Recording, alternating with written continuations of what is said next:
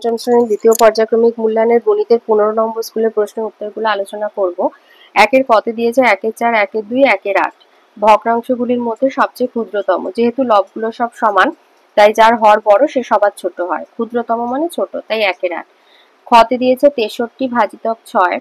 তো 63কে যদি আমি 6 দিয়ে ভাগ করি, 63 6, তাহলে 6-এর মধ্যে 6 একবার যাবে, 6 1-এ 6, 3 নেমেছে, যায়নি, 0 বসলো তার জন্য। এবার দশমিক বসিয়ে একটা 0 বসিয়ে 5, 5 6 30, তাহলে 0.05। গ 3 পূর্ণ 5-এর সাথে এটা মিশ্র, এখান থেকে অপ্রকৃত গেলে হবে 3 7 21, 5 26, 26-এর 7। ঘতে দিয়েছে 36 বর্গমিটার ক্ষেত্রফল বিশিষ্ট বর্গক্ষেত্রের একটা বাহুর দৈর্ঘ্য বার করতে গেলে 36-এর বর্গমূল বের করতে হবে 6 মিটার, কারণ 6 6 36। উন্নত দিয়েছে লঘিষ্ঠ আকারে পরিণত করো। 138/162 এককে 8, এর এককে 2, তাই এটা 2 দিয়ে কাটলাম। 69/81, এবার 3 দিয়ে কেটেছি, 23/27। 6 শূন্যস্থান পূরণ। 11 12, 11 3 33, 12 3 36, 12 5 60, 11 5 55। 6তে দিয়েছে 2 পূর্ণ 2-এর 5কে মিশ্র ভগ্নাংশে পরিণত করো। এটাকে মিশ্র থেকে মিশ্র ভগ্নাংশে নিয়ে গেলে হবে 2 পূর্ণ 25-এর 100।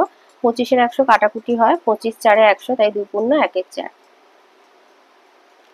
বর্গিঞ্জতে বলেছে একই তলে দুটি সরলরেখা সর্বাধিক কটি বিন্দুতে ছেদ করতে পারে? একটি।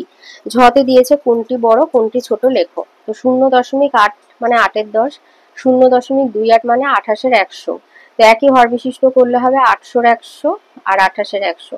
তাহলে 800-এর 100 গ্রেটার দেন 28-এর 10, এই 28-এর 100, তার মানে বড় হচ্ছে 0.8, ছোট হচ্ছে 0.28।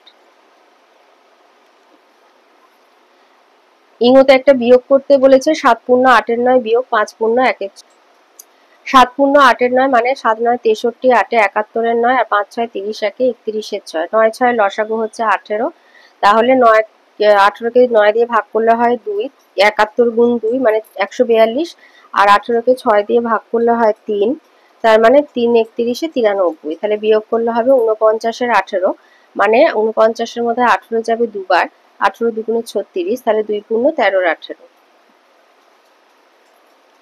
কতে দিয়েছে লঘিষ্ঠ আকারে পরিণত করা। 120/144, 2 দিয়ে কেটে 60-এর 72, আবার 2 দিয়ে কাটলাম 30-এর 36, আবার 3 দিয়ে কেটেছি এটা 10-এর 12, আবার 2 দিয়ে কাটলাম 5-এর 6। খতে বলেছে ছোট থেকে বড় সাজাও। 2-এর 3, 2-এর 27, 1-এর 9, তাহলে 3 27, 9-এর লসাগু হচ্ছে 27। তো একই হর বিশিষ্ট করলে হচ্ছে 18-এর 27, 2-এর 27, 3-এর 27। তাহলে সুতরাং সাজালে হবে 2-এর 27 সবার ছোট, তার থেকে বড় 1-এর 9, সবার বড় 2-এর 3। গতে দিয়েছে ভগ্নাংশে যোগ করো 1-এর 3, 2-এর 27 আর 1-এর 9। তাহলে 3 27, 9-এর লসাগু হচ্ছে 27, এর হর যেহেতু 3, তো এখান থেকে 3 বাদ দাও, 3 3-কে 9, 9 1-এ 9, এর হর যেহেতু 27, 1 বসে গেল, 1 না 2, আর এর হর যেহেতু 9, এখান থেকে 3 3-কে 9 বাদ দাও, 3 3 1-এ 3, তাহলে 3 2-এ 5 আর 9-এ হচ্ছে যোগ করলে 14, 14 27, 14 27 আর কাটাকুটি যাচ্ছে না। ঘতে দিয়েছে ভগ্নাংশের বিয়োগ 3-এর 7 আর 5-এর 14, তাহলে 7 আর 14-র লসাগু 7 দিয়ে দিলে দেবে, 7 1-এ 7, 7 2-এ 14, তাহলে 14, এর হর যেহেতু 7, লবকে 2 দিয়ে গুণ করবে 6, আর এর হর যেহেতু 14, 5 বসে গেল, তাহলে 1-এর 14।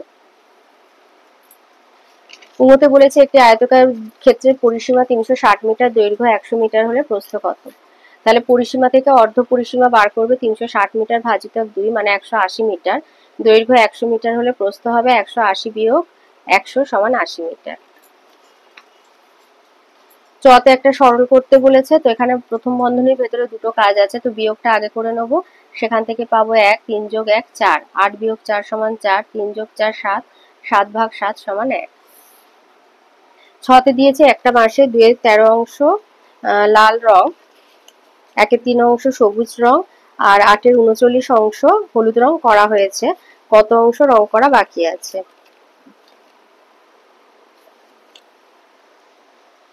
ধরি পুরো বাঁশ হচ্ছে 1 অংশ, তাহলে রং করা হয়েছে 2-এর 13, 1-এর 3 আর 8-এর 39 অংশ। তাহলে 13 3 39-এর লসাগু হচ্ছে 39, তাহলে যোগ করলে হচ্ছে 27-এর 39, 3 দিয়ে কাটবে, 3 9 27, 3 13 39, 9-এর 13 অংশ। তাহলে রং করতে বাকি আছে 1 বিয়োগ 9-এর 13 সমান 4-এর 13 অংশ।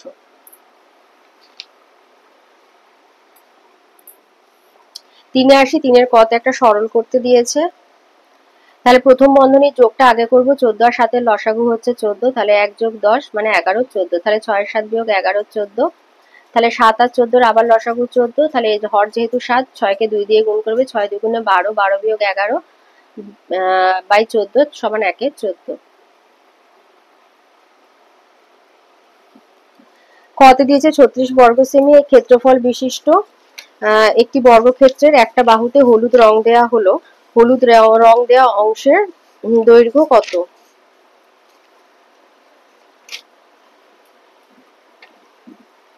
তো বর্গক্ষেত্রের ক্ষেত্রফল যেহেতু 36 বর্গ সেমি, তাহলে বাহুর দৈর্ঘ্য হচ্ছে √36 মানে 6 সেন্টিমিটার, তাহলে হলুদ রং দেওয়া অংশের দৈর্ঘ্য 6 সেমি।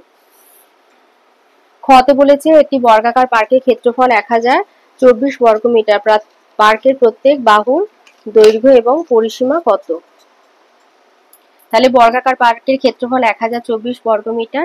তো এইভাবে উৎপাদকে বিশ্লেষণ করবে, 2 2 দিয়ে 10টা 2 হবে, এটা হচ্ছে বর্গমূলের চিহ্ন, এভাবে ভি করে মাথাটা বাড়িয়ে দিয়ে তার ভেতরে 1024 লিখে এইভাবে 10টা 2 গুণ গুণ দিয়ে লিখে সেখান থেকে 5টা 2 বের করবে, তাহলে হচ্ছে 32 মিটার।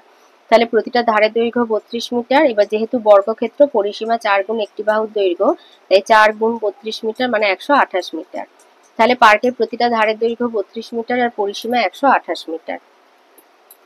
অথবা বলেছে একটি আয়তাকার পার্কের দৈর্ঘ্য হচ্ছে 25 মিটার, প্রস্থ 15 মিটার, পার্কটি প্রত্যেক ধারের দৈর্ঘ্য 2 মিটার করে বাড়ানো হয়, তাহলে বাগানের পরিসীমা আগের থেকে কত বেশি হবে? তাহলে যখন পার্কের দৈর্ঘ্য 25 মিটার, প্রস্থ 15 মিটার, তখন পার্কের পরিসীমা 2 গুণ দৈর্ঘ্য যোগ প্রস্থ করে বার করবে হচ্ছে 80 মিটার। এবার প্রত্যেক ধারের দৈর্ঘ্য 2 মিটার করে বাড়ানো হলো, তাহলে নতুন পার্কের দৈর্ঘ্য হচ্ছে 27 মিটার আর প্রস্থ হচ্ছে 15 যোগ 2 17 মিটার। তাহলে নতুন পার্কের পরিসীমা 2 গুণ দৈর্ঘ্য যোগ প্রস্থ মানে 2 গুণ 44 মানে 88 মিটার। তাহলে নতুন পার্কের পরিসীমা আগের থেকে বেশি হবে, 88 বিয়োগ 80 সমান 8 মিটার। গ বলেছে একটা চৌবাচ্চায় 3-এর 8 লিটার জল ছিল, কিছু পরে সেখান থেকে 8-এর 25 লিটার জল খরচ হয়েছে, আমি বালতি করে চৌবাচ্চায় 5-এর 16 লিটার জল ঢাললাম, এখন চৌবাচ্চায় কত লিটার জল আছে?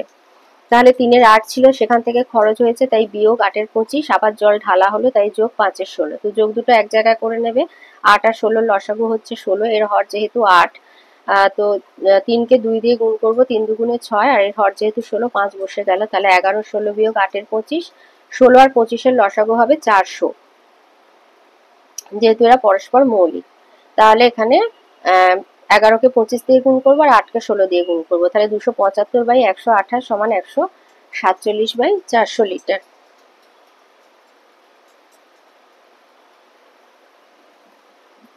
অথবাতে বলেছে আমি ফুলের দোকানে 10 টাকা 50, মিষ্টি দোকানে 50 টাকা 50, বইয়ের দোকানে 110 টাকা 50 দিলাম, এখন আমার কাছে 20 টাকা আছে, তাহলে প্রথমে আমার কাছে কত টাকা ছিল?